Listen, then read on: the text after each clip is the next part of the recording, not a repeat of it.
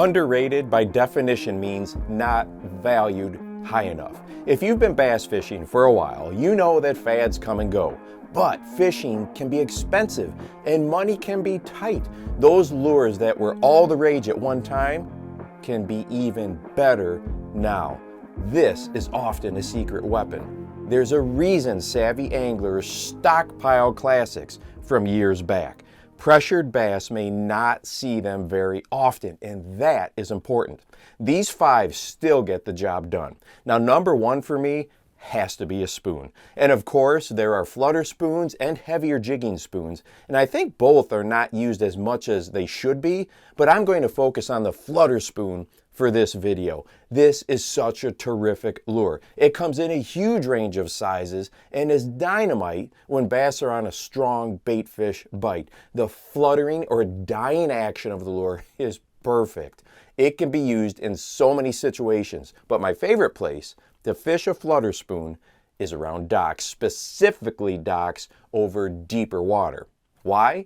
Bass can sit in a wide range of places in the water column under docks that have some depth below them. That shade casts a long way down. You may have fish right tight under the dock, partway down, or all the way on the bottom. A flutter spoon hits that entire range. Now, the bite can be a little tricky if you haven't fished one much, but once you get the hang of it, you'll see why this lure has been around for such a long time. And let's just say if you're a line watcher, you'll figure out that bite pretty quick. If you don't have these classics in your collection, I have links down below to everything. Now, number 2 on my list of underrated lures is a good old floating jerkbait. Now, I'm dating myself here, but when I was a kid, it seemed like everyone was throwing these. Think of the original floating minnow. The buoyancy of these lures makes them great for fishing over the tops of all kinds of cover, weeds, shallow brush, rocks, you name it. And the beauty of this lure, because it floats, means you can leave it sit, much like a topwater popper. Give it a few twitches near some cover, pause, and then continue with your retrieve.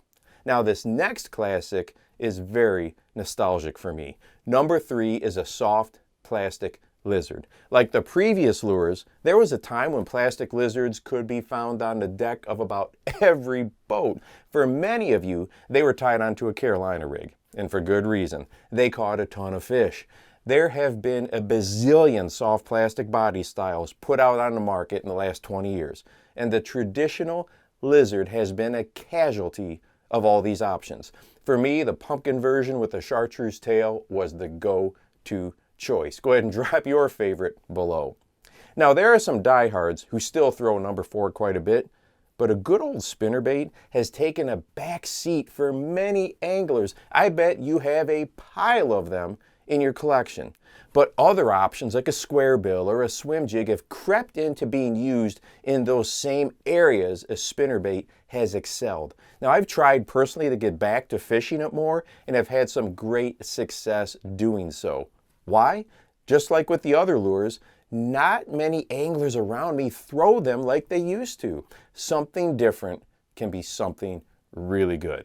My number 5 underrated lure is one I did a video on just a couple of months ago, and that is a single tail grub. The response from you has been overwhelming on that video. Like the others on that list, it is often forgotten about in favor of more current trends, but the single tail grub shines because of its simplicity. Not only is it a great multi-species lure, it's an easy lure to fish. I really love it in cooler water or after a harsh cold front. A steady, slow retrieve is a great place to start. Let it sink to depth or clear to the bottom. Give it a little pop and then work it back. It takes very little effort to get that tail going. Go ahead and drop some lures that you feel are underrated down in the comments below. And hey, if you want to watch a video on the best tip that I know for figuring out bass, go ahead and check this one out right here. And make sure that you go out and encourage someone today. You never know how you might just change their life. For the Bass Fishing Life, I'm your host, Steve Rogers.